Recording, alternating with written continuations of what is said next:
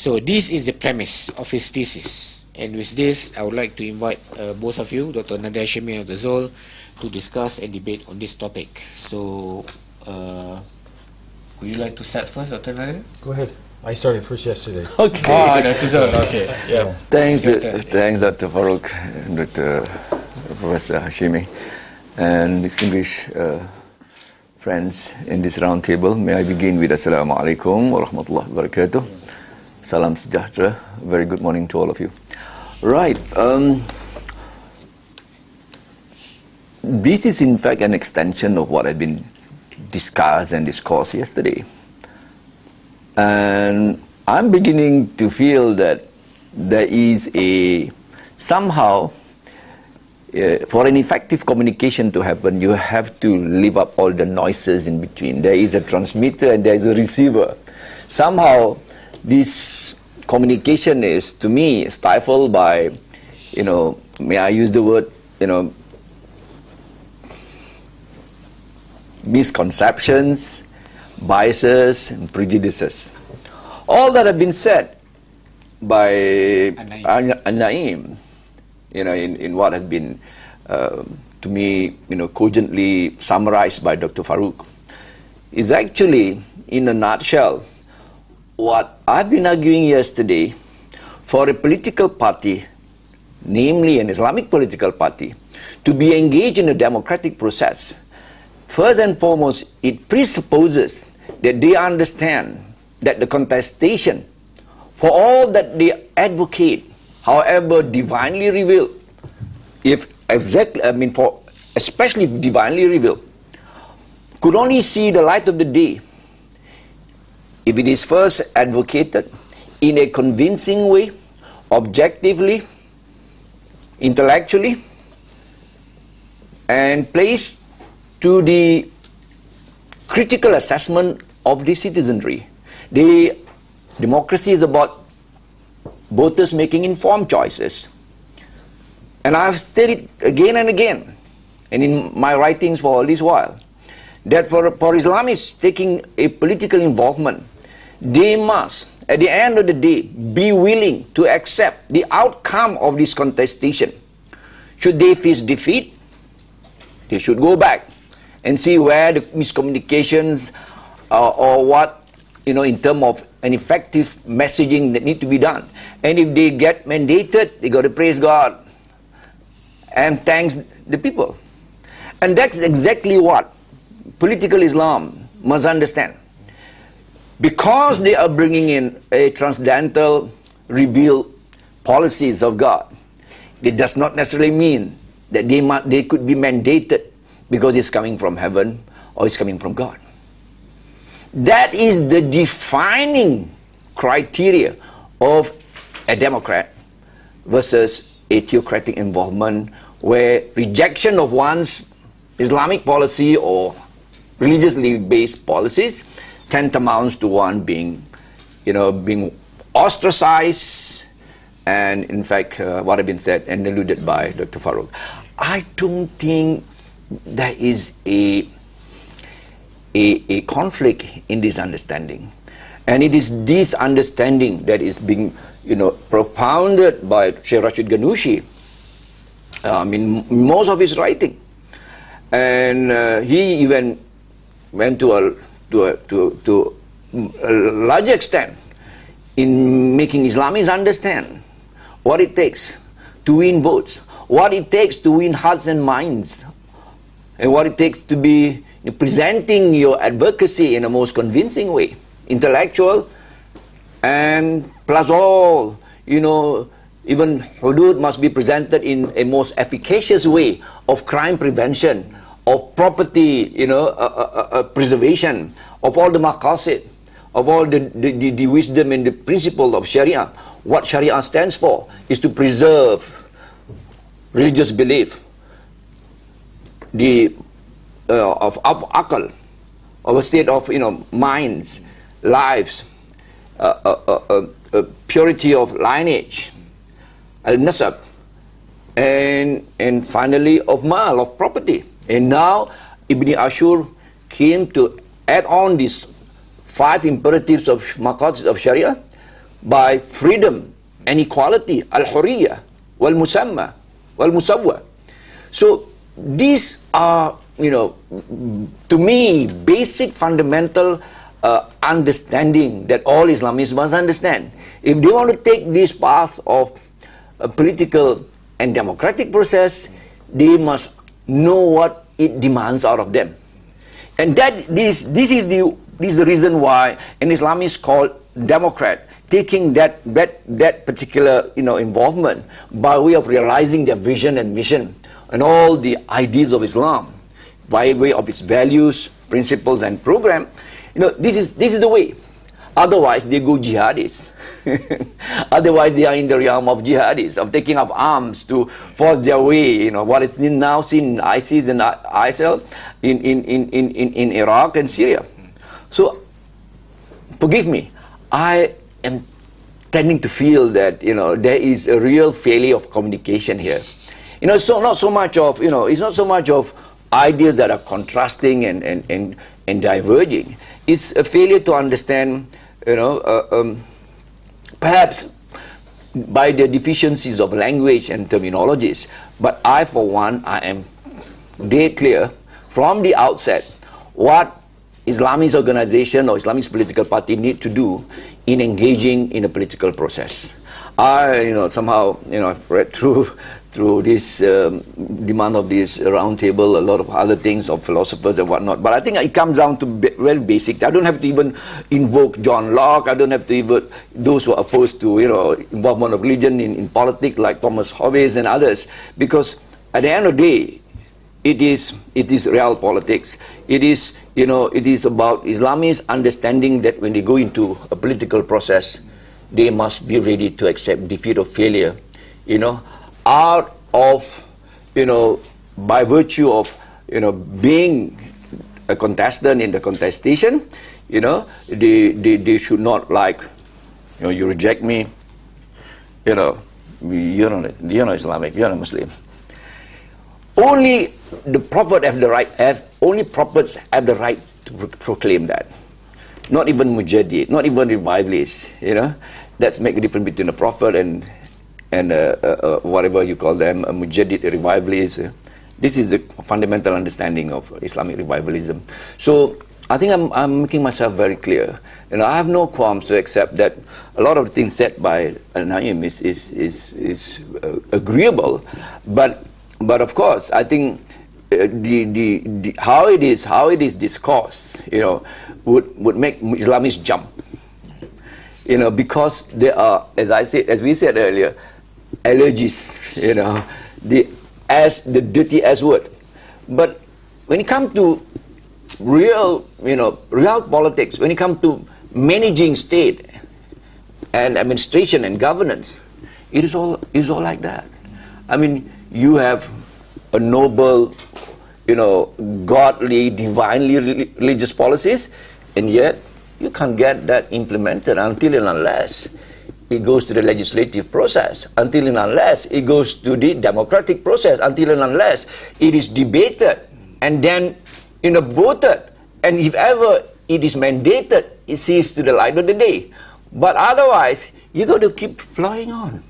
And I think, perhaps I dare say that is the democratic credential of PAS. For all these 60 years from our inception, we have been constantly committed in this democratic process. Never for once did we deviate. Winning or losing is not the issue. The issue is how consistent are we in the light of holding high, this truth that we are committed to. And I think this is the way forward for all Islamists, particularly, as I said earlier, as far as I'm concerned, the think tank of PAS would really like to present political Islam in a unique, presentation, given a very plural, multicultural society of Malaysia.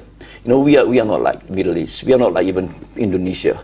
We are not like Indo-Pakistan. We are unique. So all the more for Islamists in Malaysia to be able to grasp the challenges of a multicultural and plural politics. I think I will stop at that for the first round. Thank you. Yes. There's a lot that I want to say in relationship to what Dr. Ahmed has said, but let me speak to An-Naeem's book. Okay.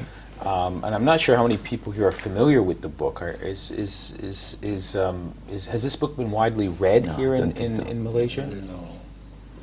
It's a really good book, I think, to at perhaps some future. It was translated in Indonesian?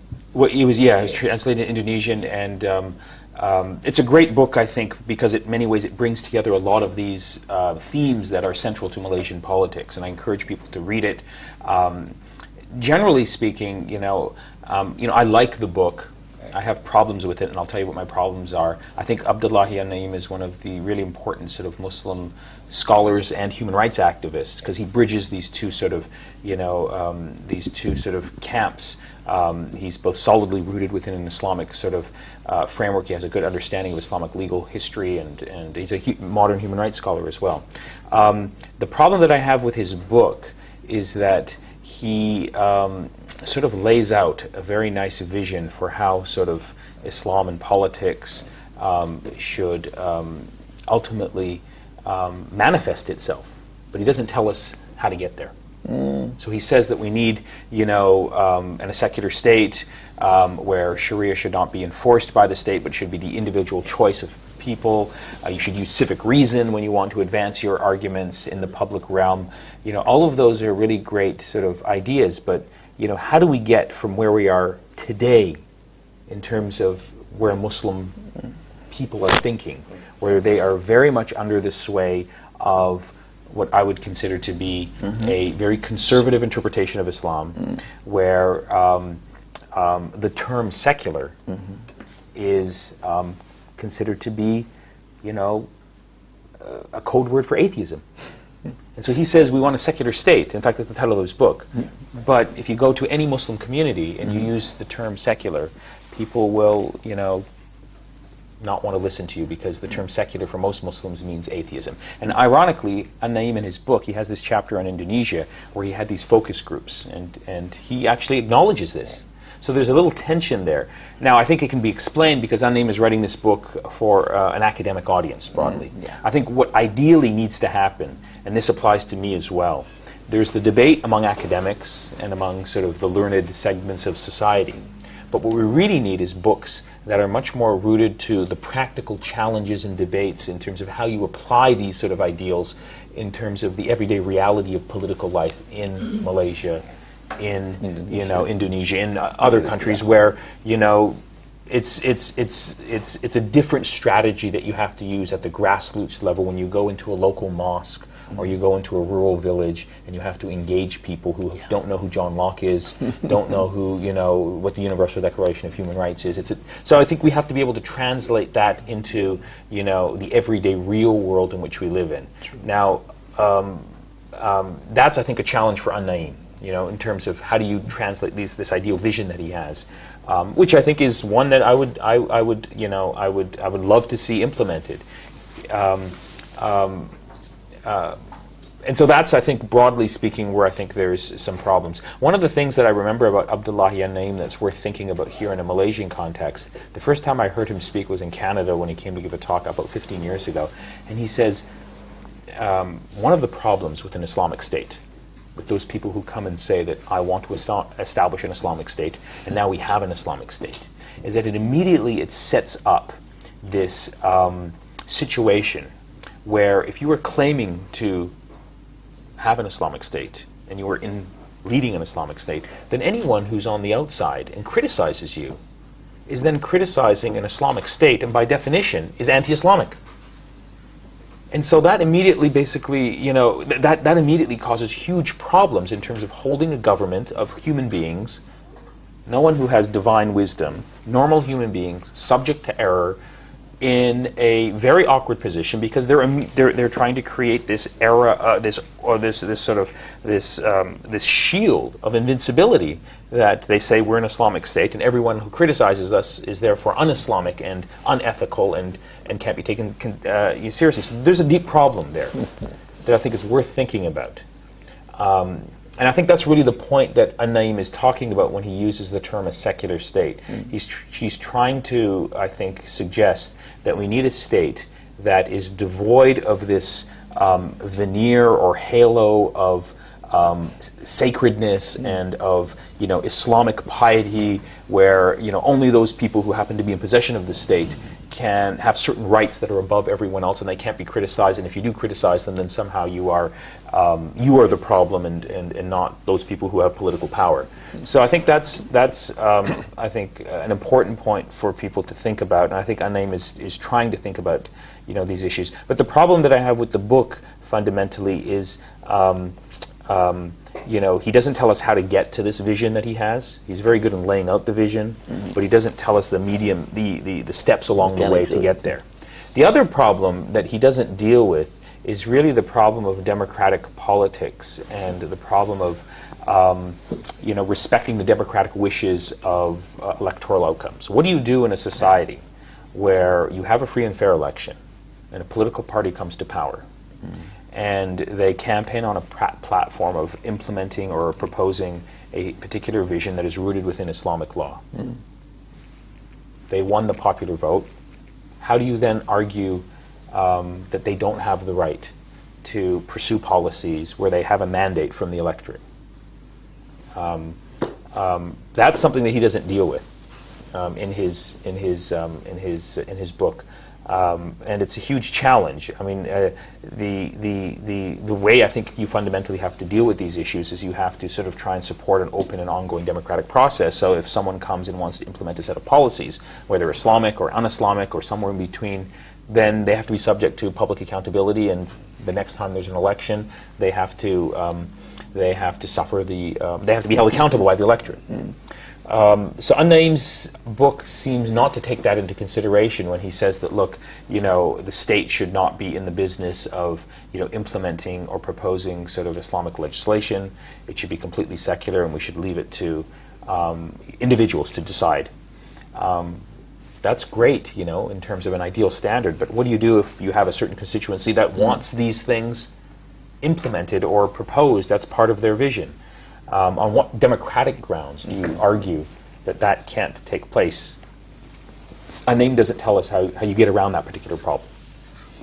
The hope is that in the context of a open public sphere, a robust civil society, where there's a certain amount of free press, that these things will get debated in the context of a political process, and then they will sort of, I guess, the concerns that some constituents will have will then be moderated in the context of an open public sphere and a political debate. So, it's an important book. Like I said, ideally it would be great to sort of invite someone like Abdullahi Anaim here to Malaysia to sort of, present his thesis and have people sort of engage with it. It's a very important book that I encourage those people who are interested in this debate to really engage with. Just to summarize, it's a great vision that he has, and I think the weakness of the book is he doesn't really tell us. There's a gap in terms of the vision that he lays out and where Muslim societies and Muslim communities and a country like Malaysia is today. How do you get from here to there? And he doesn't really tell us, and that's largely because I think Abdullahi Anaim is fundamentally he's a human rights scholar. And so he's very good in terms of the norms. He's not a historian. He's not a sociologist. He's not a political scientist. And he doesn't, I think, have the intellectual training to get to those intermediate steps,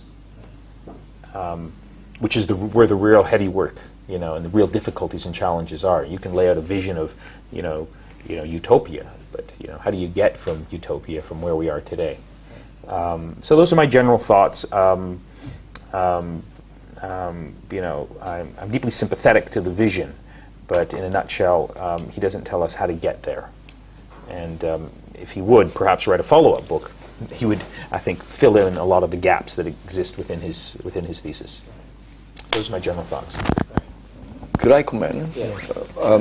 It's just unfortunate that we have not been told that the discourse is going to be around this book. Otherwise, I would have. I would have too. I would have reread the book, and I would have had more substantive comments. But nonetheless, if I could, comment without Okay. without going into, not being derogatory to academics like this. And of course, Prof. Hashimi is as well an academic. I think to me, it really brings to the importance of how academics, in academia, assume their role, while political actors should benefit from their writings. And I wouldn't expect academics to thoroughly lay down the mechanics of how to finally operationalize vision, because it is not in their realm not in their forte, not their cup of tea. And I could immediately see that this is always the handicap or the disadvantage of academics. Perhaps I have, in my one-term member of parliament, and this is the reason why I feel that it is so important that academics as well must have a touch of the heartbeat of what is really on the ground. Not that they have got to be involved. I think it's not their kind of task and not their kind of activism. They must remain in the intellectual realm. However, failing to understand that would really give you this situation where you know the way, but you just do not know how to drive to that place. I once read about what is the definition of a critique. A critic is one who knows the way but cannot drive. So this I'm not saying academics are like that, but I for one would really appreciate academics in their writings, and I've read as much as I could writings of many political scientists in the sense of an Islamic scholars, whether Western or otherwise. And I find that it really brings pertinent observation and very insightful findings, and they must, of course, must have done years of research. However, it is in this light, on this issue about real involvement of religion within the domain of politics that is the issue now, and it is here that Islamists must themselves come out, as alluded by Prof. Hashimi, someone like Ghanouchi, who are just not thinker. Perhaps Tariq Ramadan is a thinker, others are scholars. But Rashid Ghanouchi, he has his hand,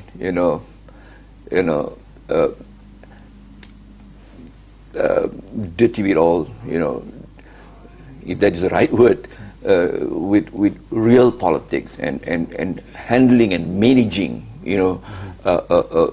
difficulties and sufferings of the people. And it is here that when you propose, as for example, if I could see, coming from my perspective, those values seem so important. Just not because I'm a Muslim, therefore I've got to advance Islamic values, but I could see the reason, I could see its efficacy, I could see its alternative, and as what I've been stressing, for as long as there are rooms, my problem is as well similar to Prof. Hashimi's observation. Once you have, placed a kind of a wall, and that one thing, a secular state is in fact the wall. That is almost the stumbling block to all this communication. Much as I disagree others calling Malaysia an Islamic state, which of course I don't think even to conform to a truly democratic state, still to truly conform to a democratic state is enough a problem, let alone to call it an Islamic state. I mean, with all due respect. So, coming more substantively on this discussion, I think it is so important that we get this discussion and communication, through And there's a lot of misunderstanding, and I don't think it's necessary anymore. And I don't think academics should, deliberately, keep writing on, keep, generating publication, which is a no-go to political actors and to political players like us, because it's just not on. And with all due respect, Naeem Abdullah and Naeem and others, it would make a lot more political sense, if I may use that word, for them to really understand, what it takes to make it happen. Yeah. Let me just sort of provide one substantive critique of Naeem's book. So he has this argument in his book where he says that, look, if you want to advance sort of new ideas that pertain to internal domestic policy in a political community, you should only use civic reason. Yes. You shouldn't draw upon religious arguments, quoting scripture, because not everyone reads the same scripture, believes in the same faith as you, and so that shuts down conversation. And where he's getting this idea from is from John Rawls. John Rawls has this wonderful, important book called Political Liberalism, and he makes the same point. This is really a Rawlsian argument, which is, an argument that I'm sympathetic with, but the difference is that when John Rawls is articulating this argument, you should only use civic reason, he's talking about the United States of America, and he's talking about Western Europe. He's talking about countries that have long been struggling with the question of democracy, have made not only democratic transitions, but have consolidated democracy, have resolved the question through a democratic debate as to what role religion should play. There's a broad sort of consensus on the norms of politics. People come from different backgrounds. Some are religious, some are irreligious, some are in between. And he says that, look, because of our historical experience, we should just use civic reason. The problem with that is it doesn't apply to emerging democracies where the consensus on norms, particularly what role religion should play in a political system, has not been resolved or exhaust. The debate hasn't. There's still contention over that debate. And so when you use an argument like civic reason, drawing upon John Rawls, you engage in the problem that is very dangerous. A lot of my students do this, and my colleagues in the United States do this. They're making these comparisons between long-standing established democracies and they're applying the norms and the rules of societies that have established democracy and where all the major tensions have been resolved, and they're applying it to emerging democracies that have not resolved these issues. So just to give you, I think, a succinct and I think very persuasive refutation of John Rawls, but also of Naeem, because Naeem draws upon John Rawls in terms of this question of civic reason. Again, Alfred Stepan sort of advances this argument where he says that one can expect that in political systems where a significant component of one of the world's major religions may be under the sway of a non-democratic religious-based discourse, one of the major tasks of political and spiritual leaders would be to advance new ideas within their own religious community that might come and perhaps would come from a theological worldview in terms of the public debate and public arguments. And he says that doing so would violate Rawls's requirement that you only use civic reason, but he says that that particular exercise is essential in terms of advancing a democratization process when people are, still trying to sort of struggle over what it means to sort of be a religious-minded person in a democracy. So the point really here is that, the idea of a civic reason, and you should not use theology, is fine for a long-standing established democracy. But when there's a big part of your community that is very much persuaded by theological arguments that are non-democratic and that are in many ways illiberal, the best task for people who care about democracy is actually to use theological arguments to advance a democratic agenda. Because by doing so, you can actually speak the language of those people who are living in a theological sort of worldview. And if you just go to them and say, look, I'm just going to quote John Stuart Mill and John Locke, and you have to sort of become modern, and if you don't like it, then too bad, then what's going to happen is you're going to lose those people. And those people are going to gravitate to the arguments of those, you know, conservative-minded, for lack of a better term, Saudi-inspired Muslims who are going to win them over. In fact, it's ironic that actually An-Naim makes this, because in an earlier argument that he actually makes the opposite argument. He was saying that, look, to use secular-based arguments in Muslim societies today is to basically, what he says is to basically give up the game and allow extreme, what he says, fundamentalist forces to win over the public debate. He says specifically, for those Muslims who are serious about democracy, you should try and work within a religious framework and try and sort of speak to your own community by advancing theologically based but democratically oriented arguments. Because there is that constituency who, you know, is persuaded by that particular worldview. So that's really the difficult task of leadership, of those people who, you know, deeply care about the future of their society, but recognize there's a large segment of their society that is very traditional, very conservative, very much rooted in a completely different worldview. And unless you can speak their language, you're going to lose them. And they have the right to vote too, and they're going to vote for policies and parties that are going to be, I think, fundamentally anti-democratic. And so that's where I think An-Naim in this later book, this book that we're talking about, you know, I think has forgot some of the advice that he gives in his previous book. And that's the challenge, I think, that we're talking about of bridging the gap between academics who write for other academics and then the real tough work of day-to-day, you know, politics, of argumentation, of organizing, of going into sort of grassroots communities and speaking their language in a way that they understand. You know, we need, that's where fundamentally the big work is done. You know, the difficult struggle and the sacrifices are done at that level. The theory is wonderful. It can sort of help us you know, think about these issues, but the real struggle is, you know, at the grassroots level. And when you get to the grassroots level, it's a completely different worldview, and An-Naim's book doesn't really speak to that grassroots level. He speaks to an end state, which is fine, but, you know, again, how do you get there? Yeah. Okay. The problem is that in this particular country, for example, that you're promoting for us to speak in the language of theologians to promote democracy.